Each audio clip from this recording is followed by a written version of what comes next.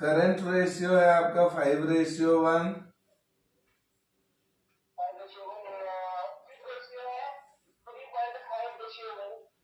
Quick ratio है 3.5:1।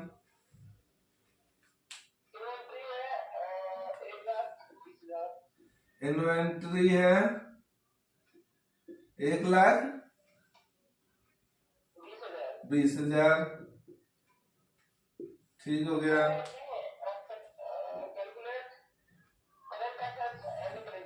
ठीक हो गया। आपको करंट एसेट और करंट लायबिलिटी बतानी है। इन्वेंट्री का देखो, करंट एसेट और क्विक एसेट से कुछ रिश्ता होता है ना इन्वेंट्री का।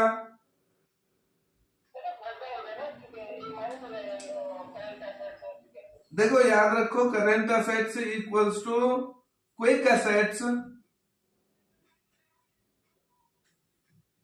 प्लस इन्वेंट्री होता है। मतलब मैं क्विक एसेट्स में अगर इन्वेंट्री जोड़ दूं तो वो करंट एसेट बन जाएगी।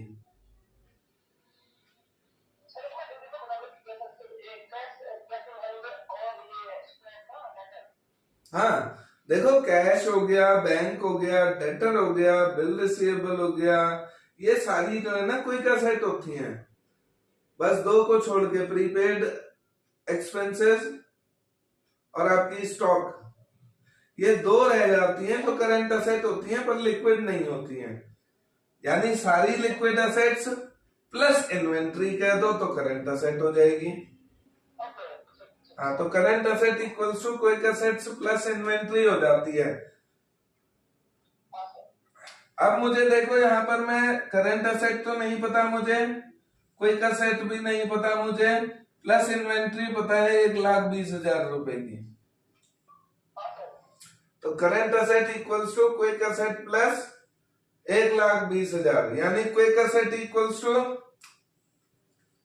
क्विक एसेट्स किसके बराबर हो जाएगा, ये करंट एसेट्स माइनस 1,20,000। यानी करंट एसेट्स में से ये 1,20,000 को देखो मैं इधर ले आया, क्विक एसेट्स वही है, 1,20 करंट एसेट के पास आ गया।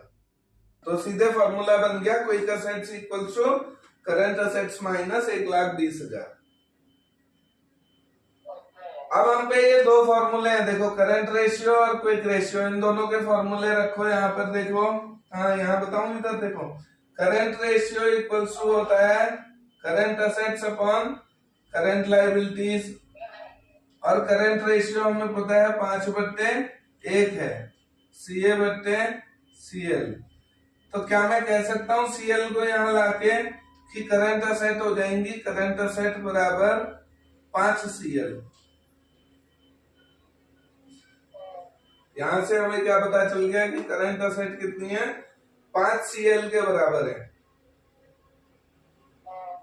अब दूसरे फॉर्मूले में आ जाओ, यहां तक इसको छोड़ के। दूसरा फॉर्मूला है quick ratio equals to quick assets upon current liabilities. Quick assets में से करंट लायबिलिटीज, क्विक रेशियो है 3.5/1 equals to quick assets upon CL। हाँ CL। तो यहां से मैं क्विक एसेट्स निकाल सकता हूं, क्विक एसेट्स बराबर 3.5CL, क्विक एसेट्स बराबर 3.5CL, 3.5CL के बराबर क्विक एसेट्स हैं।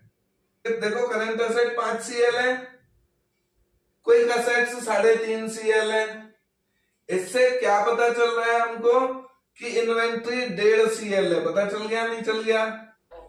देखो 5.5CL करंट एसेट्स है, तो मैं कह सकता हूं कि current assets equals to quick assets plus inventory कह सकता हूं ना, इन्वेंट्री।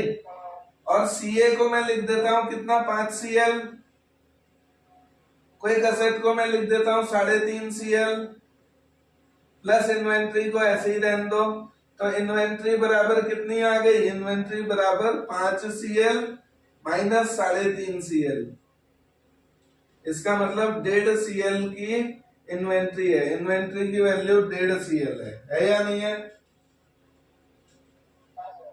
अब इन्वेंट्री 1.5CL मुझे पता है, देखो 1.5CL बराबर इन्वेंट्री 1.5 CL बराबर इन्वेंट्री है ना, और इन्वेंट्री मुझे पता है कितनी है, 1,20,000 की। यहाँ 1,20,000 रखो, 1.5 CL बराबर 1,20,000, CL बराबर 1,20,000 बट्टे 1.5 करो, 1.5 कितना आता है, 80,000। करंट लायबिलिटी निकल गई 80,000 रुपए की।